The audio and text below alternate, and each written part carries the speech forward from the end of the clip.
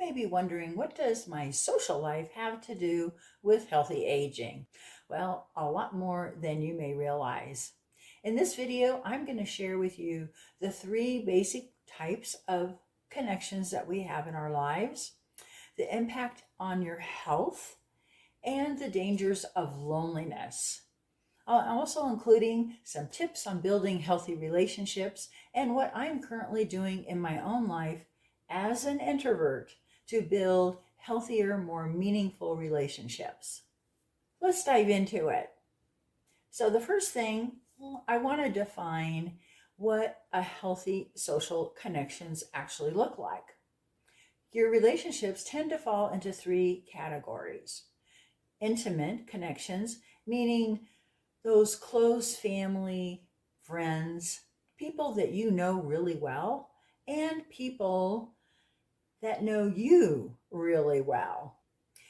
The next category is relational connections. Those are people that you see probably on a regular basis, like when you go to the gym, or maybe you're in a pickleball, group. And the last is called collective connections. It's when you have a common based or identity kind of based group. It could be a church group, a political organization that you belong to. You've got a common interest. It could be a Facebook group even, or like for me, it's the garden club. Each of these plays a very important role in your overall well-being. I would just love to hear in the comments below which connection that you're strongest in. Is it intimate, relational, or collective? Which one could use a little more TLC? So here's why connections, healthy connections, matter. We are biologically, emotionally, and spiritually wired to have connections. We are meant to love, to be loved, and to belong. So when those connections are healthy, it supports our emotional, physical, and even metabolic health. But when those connections are missing or they're strained, we will see an increase in some things like anxiety, inflammation, and chronic stress. Which brings me to something that we don't talk enough about, and that is the health effects of loneliness. Did you realize that 61% of all adults report feeling lonely? And loneliness isn't just emotional, it shows up in the body. It can lead to disrupt sleep, high blood pressure, depression and anxiety, increased risk of dementia, and even metabolic dysfunction, which is linked to 9 of the top causes of death, like heart disease, strokes, diabetes. You get the picture. That's why building healthy connections is just as important as your diet, your sleep, your exercise, and all those other 10 healthy habits I talk about. As I'm sure you're aware, not all relationships are good for us. Some are toxic, and those can cause even more stress than being alone. When we're currently stressed by others, our bodies produce excess cortisol, which is the stress hormone, and that leads to increase in our appetite, even when we don't need more food. It raises our blood sugar levels and our blood pressure, and it slows down our metabolism. It causes that fat storage, around the middle, and insulin resistance. All of these contribute to, as you've probably guessed, metabolic dysfunction, which leads to metabolic disease. Fortunately, there is something that you can do right now. Here are some tips for building healthy connections in a meaningful way. First off, surround yourself with people who bring out the best in you, people that bring out your light, people that just uplift you, make you feel good when you're with them. I'm sure you have probably at least 3 of those kind of people write their names down, and then make plans to deepen your connection with them. Another thing is to improve your communication skills. Sometimes we need help with those conversations that are a little tricky and but need to be addressed. And you know what? I found this great book. It's really helpful. It's by Joseph Grenning, Critical Conversations. I put the link down below for you in the descriptions. Another thing that's really important is to set healthy boundaries. It's not okay to have people constantly draining your energy. You need to protect that energy. One of the things you can do for yourself is offer forgiveness, but not necessarily for that person so much as it's really great for you. And when you do offer forgiveness, remember that you still have to set boundaries. I love this book by Lisa Trininsky. It's called Good Boundaries and Goodbyes. Loving others without losing the best of who you are. It'll be really helpful if you struggle with the boundaries. A fourth thing that you can do is to intentionally strengthen meaningful connections, people that you feel comfortable with, you want to get to know more, or just redo that relationship maybe that has sort of flown off to the side. It needs a little reviving. You can send a little note or a text. You know, snail mail's great because we don't do it hardly at all anymore, and it has much more emphasis than it used to. You could do things like, making a plate of cookies or some kind of a little meal or snack for somebody. It could be a neighbor. It could be someone else that maybe you have to get in the car and drive to, but it's someone you just wanted, hey, I was making this and batch of cookies and I thought of you and I wanted to bring you some. Doing these little meaningful things will intentionally strengthen the relationships you want to build. Another thing is to create an accountability group. And this could be whether you want to get more fit, go walking, or group to prep meals together once a week, or create some other kind of new habit, goals. Having community really helps, because when you have that community, there's usually a lot of affirmation that goes on when it's the right kind of group. If you're not getting the right affirmations, then you may need to revisit who's in your accountability group. But when you do have words of affirmation that you give and you receive, they actually reduce the stress hormones. Another activity is taking part in social gatherings. And that could be something that maybe you need to instigate, or maybe you're invited but you don't normally go. Take a step out. You could plan a game night or a neighborhood walk, around the block, or, some other kind of little get together for coffee or tea.